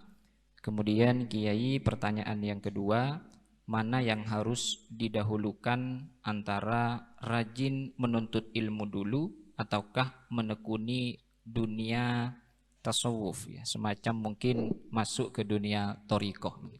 Dan permintaan yang ketiga, ijazah sholawat nariyah dan mungkin amalan yang bisa bermimpi Nabi Muhammad. Kepada Dr. Alfian dan dilanjutkan Kiai Azaim, kami haturkan.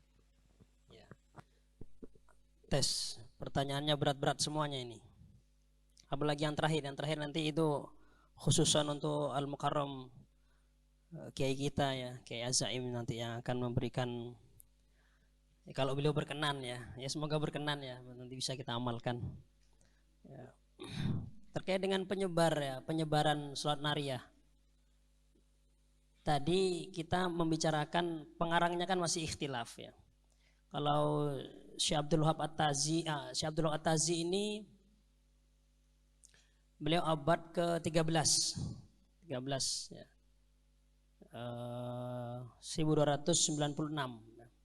Kalau Syekh Ibrahim lebih awal ya, lebih awal. Mohon maaf ya. 14 abad ke-15. Kalau Syekh Ibrahim lebih awal sebelumnya. Kemudian siapa yang membawa kemudian pertama kali ya, ini masih belum diketahui ya. Silahkan Anda teliti siapa yang pertama kali membawa sholat nariyah ke Nusantara ya. Apakah Wali Songo sudah membawa? Nah, itu juga perlu diteliti. Saya tidak menemukan data ilmiah Wali Songo kemudian menyebarkan dan kemudian menulis ya. Itu secara data tertulis tidak ditemukan atau secara manuskrip tidak ditemukan itu. Ya mungkin bisa diteliti di Leiden ya. Tapi mungkin dengan kajian ruhiyah, isyariyah ya, mungkin itu bisa ya. Bagi ahlul asrar ya, yang komunikasi dengan hati, dari hati ke hati ya. Dari alam nyata ini ke alam barzakh, orang yang bisa berkomunikasi dengan mereka yang sudah mendahului kita di alam yang berbeda, mungkin bisa bertanya kepada mereka, siapa yang menyebarin sholat nariyah Nusantara itu ya. Nah, karena Al-Fakir ini bukan ahlul asrar ya, ahlul maksiyah ya, jadi enggak tertutup, terhijab ya. Ya, nanti yang bisa menjawab nanti ya ahlinya ya, Kiai Azam mungkin nanti bisa menjawab siapa yang menyebarkan ke Nusantara, apakah Wali Songo ya. Jadi Syekh Ibrahim At-Tazi ini meninggal abad ke-15. Jadi bersamaan dengan Islamisasi Nusantara. Jadi Wali Songo itu menyebarkan Islam di Nusantara ini abad ke-15. Bersamaan dengan wafatnya Syekh Ibrahim At-Tazi ya. Allah. 2 abad atau 3 abad setelahnya, 17 sekian, jadi 1700 sekian itu Syekh Abdul Wahab At-Tazi. Jadi kalau Syekh Abdul Wahab At-Tazi ini lebih belakangan dan kemungkinan besar banyak yang menyebarkan murid-muridnya ke Nusantara. Tetapi di era modern tentunya murid-murid Abuya Sayyid Muhammad ini yang banyak kemudian memperkenalkan sholawat nariyah kepada ulama-ulama di Nusantara ya.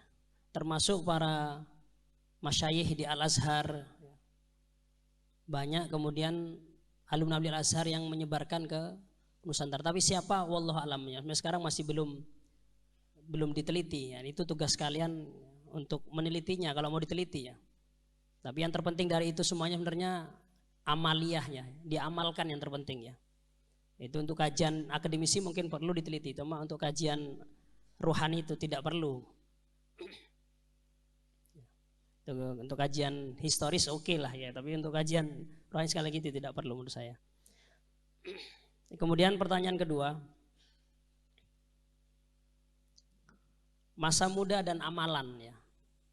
Kalau santri ini biasanya ada kiai, ada habib, apa yang diminta? Amalan. Sampai amalannya sebuku, tapi tinggal diamal-amalkan. Ini masalah ini ya. Masalah. Allah ya. Kalau bertanya bagaimana Al-Fakir dulu waktu masih muda. Saya jujur ya, amalan saya itu hampir tidak ada amalannya, cuma amalan yang saya hanya mengamalkan apa yang disuruh oleh pesantren. Baca amalul yaum kalau di Nur Jadid. Itu saya baca ya. Ya, datang kalau waktunya sudah harus berangkat ya. Dan ini tahadus bin nikmah. Saya bisa ke Maroko itu salah satunya ya berkat tasbihnya Kiai Hasan Abdul Wafi. Saya pernah kena pukul juga ya. Alhamdulillah on tour. On tour itu. Karena baca la ilaha illallah enggak bareng, jadi yang kena di belakangnya pasti. Ya. Dan saya itu alhamdulillah setiap sholat baik di masjid utama maupun di dalam selatan sama Kiai Hasan Abdul Wafi selalu di belakang kiai. Di saf pertama dan di belakang kiai. Saya itu mulai MTS sampai saya MAK itu. Ya, pengen deket dengan kiai, pengen tahu kiai kalau gerak-geriknya kiai ketika sholat, ketika dzikir, ketika doa. Ya. Meskipun kalau Kiai Hasan Abdul Wafi ya siap-siap untuk kena tasbihnya ya. Jarang santri yang berani duduk belakang Kiai Hasan Abdul Wafi itu jarang. Tapi saya kecil-kecil berani. Barokah. Dan subhanallah barokah bener. Saya bisa ke Maroko, kemudian keliling Eropa, Spanyol, Portugal, Jerman, Prancis, Belgia. Apa? Melanjutkan perjuangan Kiai Hasan Abdul Wafi apa? Nahdlatul Ulama. Beliau itu sangat cinta ke Nahdlatul Ulama. Nahdlatul Ulama itu. Ya, berkatnya khidmah ke Nahdlatul Ulama di Maroko, saya diperjalankan oleh Allah ke keliling Eropa, Masya Allah, Alhamdulillah. Bisa haji kemudian dari Maroko tahun 12. Banyak barokahnya. Barokahnya apa? Amaliyahnya itu rajin. Rajin jamaah, sholat 5 waktu. Rajin taat peraturan pesantren. Itu amalan saya. Yang di luar itu enggak ada. Itu aja ya, sholat dan selalu ngaji. Ngaji, enggak pernah bolos. Kenapa? Karena saya orang bodoh, jadi IQ-nya itu pas-pasan. Jadi kalau IQ-nya pas-pasan, kecerdasan pas-pasan, apa kemudian yang diandalkan? Ya, kesungguhan, al-juhud, mujahadah, rajin. Insya Allah nanti Allah akan berikan sirnya itu. Yang enggak sekarang mungkin nanti. Sabar. Masya Allah. Saya sempat nangis di Maroko itu. Kalau sudah kangen para masyayikh Nurul Jadi itu kan nangis saya. Ya Allah, kangen gitu kan. Saya bisa ke sini itu ya berkah beliau-beliau semuanya. Dan pesannya Kiai Zuhri itu pernah saya pulang waktu di Maroko, sempat pulang. Kiai Zuhri pernah bilang yang rajin. Mungkin beliau kasyaf melihat saya di Maroko itu kurang rajin. Beliau pesannya apa? Yang rajin. Kaget saya kaget. Yang rajin. Ya Allah, saya bisa dibaca oleh beliau itu, saya itu males. Yang rajin. Sebelum buku ini lahir. Yang rajin. Dan beliau berpesan selalu sambung dengan guru. Dengan cara apa? Jangan lupa baca Al-Fatihah terus. Setelah sholat biar sambung dengan gurunya terus. Kata Kiai Zuhri seperti itu. Alhamdulillah sampai sekarang setelah sholat saya selalu menghadiahkan Al-Fatihah pada guru-guru. Biar nyambung ruhnya.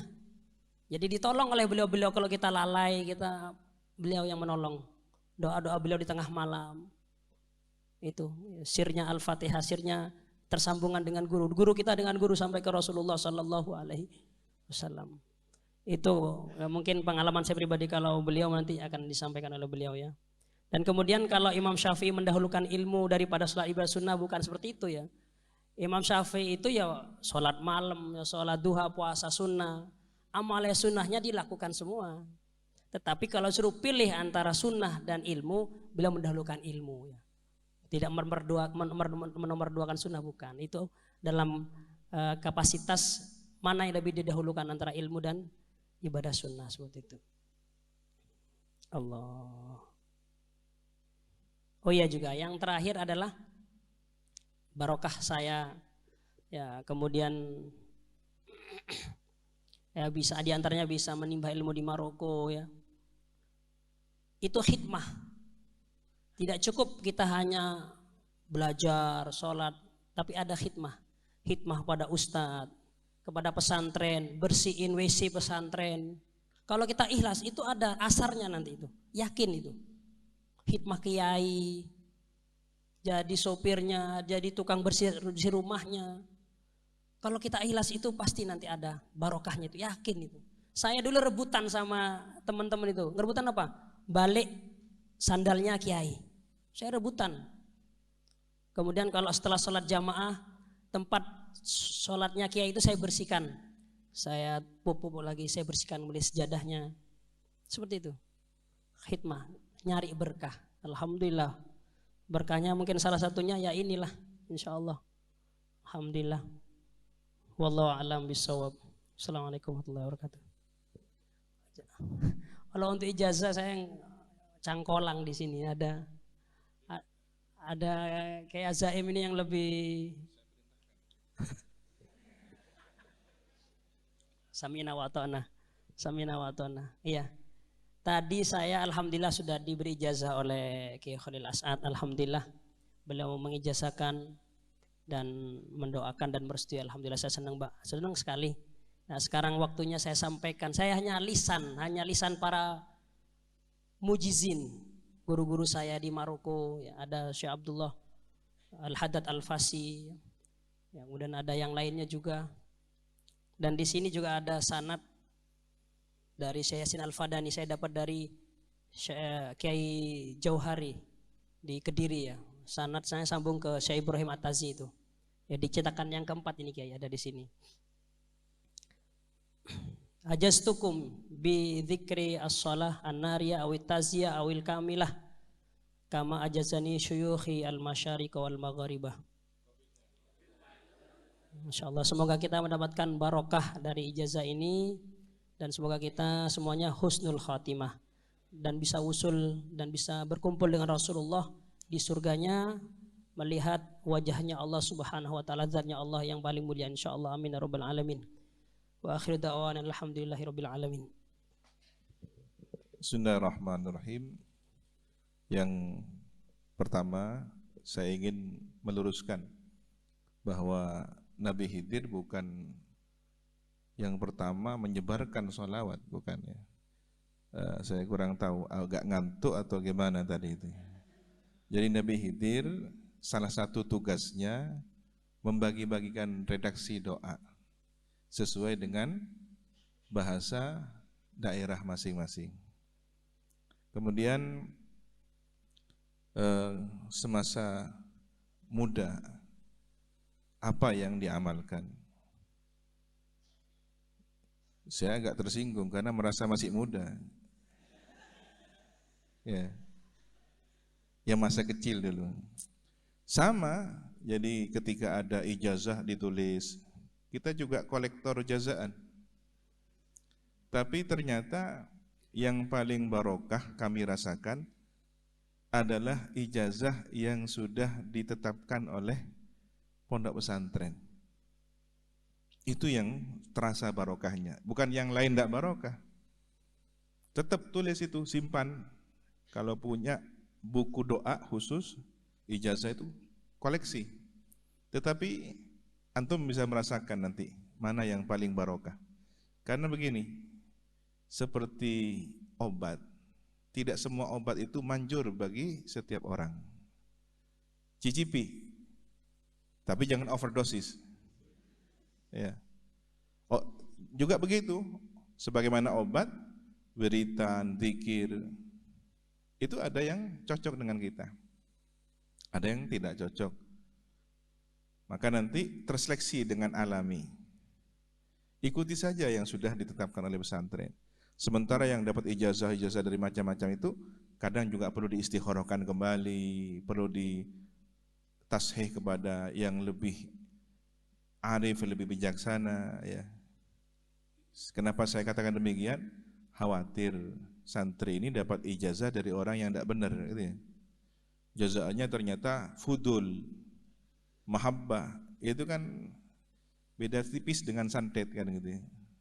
Kalau santet pakai ilmu hitam untuk mempengaruhi orang, ini pakai doa-doa tapi untuk mempengaruhi orang juga kan gitu ya. Dan biasanya cinta yang karena sebab fudul itu tidak berkah gitu ya, tidak awet. Kemudian saya teringat juga, mumpung ada kesempatan, jadi Dr. Alfian ini sejak kami di pondok dulu suka tanya, suka bertanya. Kadang saya baru dari makan ya, dimintai waktu, saya mau tanya macam-macam, sampai bingung jawabnya. Jadi sejak kecil, sejak sanawiyah sudah tanyanya macam-macam. Ini anak kecil tapi tanyanya sudah tanya pertanyaan orang dewasa. Ya kita kan sebagai seniornya gengsi juga waktu itu. Ya coba dilihat ini, sudah kita arahkan ke yang lain aja. Kita arahkan ke Ustadz Fulan. Kadang kita balik, ini PR-nya kamu aja. Gitu. Nah, pertanyaan tadi, siapakah yang kemudian menyebarkan sholawat nariyah di Nusantara ini? Maka yang paling tepat rasanya itu menjadi PR Anda. Sebagaimana Dr. Alfian itu penasaran dengan sejarahnya sholat nariyah. Ketemu saya di Garahan waktu napak tilas tahun 2016. Dia cerita, saya punya catatan dan dipersiapkan menjadi buku. Mohon dibantu dikoreksi katanya. Kemudian waktu itu beliau masih akan kembali lagi ke Maroko. Nah, ini bentuk dari motivasi. Kalau penasaran, tulis, cari tahu dan jadikan buku. Sehingga yang dapat manfaat orang banyak. Inilah yang salah satu memotivasi Dr. Alfian. Penasaran, kok bisa sholawat nariyah itu populer? Apa rahasianya dan bagaimana sejarah siapa penulisnya? Karena ada mengatakan taziyah, nariyah, kamilah dan semacamnya. Akhirnya terjawab sendiri. Dan barokahnya ini tentu tadi sudah diceritakan. Itulah barokahnya mulazamah. Anda mulazamah di satu tempat, satu guru, nanti keinginan-keinginan yang lain tercapai. Itu terbukti mujarab. Kemudian mengenai kaifiyah bagaimana dianugerahi bertemu Rasulullah. Ada satu cerita, orang ingin bertemu Rasulullah, kemudian datang kepada seorang syekh. Dengan syekh ini disuruh makan ikan laut. Loh, mimpi Rasulullah kok malah disuruh makan ikan? Tapi dengan syarat tidak boleh minum. Maka yang terjadi efeknya apa? Kehausan. Akhirnya ketika tidur dia mimpi air, mimpi minum air, karena efek ini tubuh. Begitu keesokan harinya datang lagi kepada syekh tersebut. Bagaimana? Apa yang kau dapatkan dari mimpimu? Tidak dapat apa-apa. Saya mimpi air. Kenapa kira-kira mimpi air? Karena saya kehausan. Oleh antum saya disuruh makan ikan, tapi tidak boleh minum. Saking hausnya terbawa ke alam mimpi. Itu jawabannya katanya. Maksudnya bagaimana? Jadi kalau diri kita rindu dengan suatu, ingin dengan suatu, pada saatnya nanti akan datang hadir dalam mimpi kita. Dengan banyak sholawat akan perlahan tumbuh penasaran. Bagaimana Rasulullah? Seperti apa ya Rasulullah? Apalagi baca sejarahnya. Dengan terus terekam alam bawah sadar ini, insya Allah akan mengundang kehadiran sosok yang mulia. Allahumma rzuqna. Semoga kita dianugerahi. Apakah ada cara lain? Ya tetap sholawat. Sholat yang mana?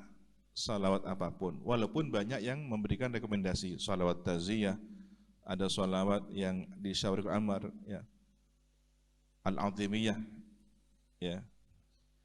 Tapi sekali lagi, setiap orang ada bagiannya masing-masing.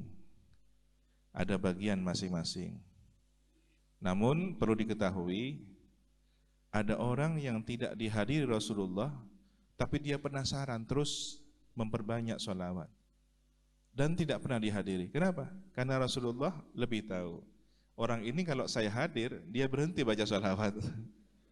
Maka sebaiknya penasaran saja agar terus baca sholawat dan terus merindukan Rasulullah. Berarti bagaimana? Ukuran melihat Rasulullah bukan ukuran segala-galanya. Oh, orang kalau sudah ketemu Rasulullah pasti baik. Belum tentu. Bisakah mempertahankan kebaikan itu setelahnya? Itu yang menjadi pertanyaan. Maka yang belum ketemu Rasulullah terus baca sholawat. Boleh jadi itu adalah daya tarik agar kita menjadi ahli sholawat. Sehingga pada saatnya nanti kita sudah tidak peduli baca sholawat apakah nanti ketemu Rasulullah atau tidak. Yang penting saya nikmat baca sholawat. Disitulah sebenarnya Anda sudah bertemu dengan hakikat dari makna membaca sholawat itu sendiri. Senang, mahabbah, cinta, dan tidak ingin berhenti baca sholawat. Itu sudah makom tersendiri. Ada yang terlewati? Sudah. Itu yang bisa kami tambahkan. Subhanakallahumma wa bihamdika asyhadu an la ilaha illa anta astaghfiruka wa atubu ilaik wa sallallahu ala sayyidina Muhammadin wa ala alihi wa sahbihi wa sallam. Walhamdulillahi rabbil alamin. Wassalamualaikum warahmatullahi wabarakatuh. Demikian yang telah disampaikan oleh beliau. Yang terpenting adalah semoga dari mutiara ilmu dan hikmah yang disampaikan oleh beliau kita bisa mengerti, mengamalkan dan bermanfaat untuk kita semua. Yang terakhir, saya sebagai moderator mohon maaf yang sebesar-besarnya terutama kepada Al-Mukarram Dr. Haji Alfian dan Kiai Haji Ahmad Az-Zaim atas kesalahan dan kekeliruan. Akhirul kalam, Allahul muwaffiq ila aqwamit thoriq. Wassalamualaikum warahmatullahi wabarakatuh.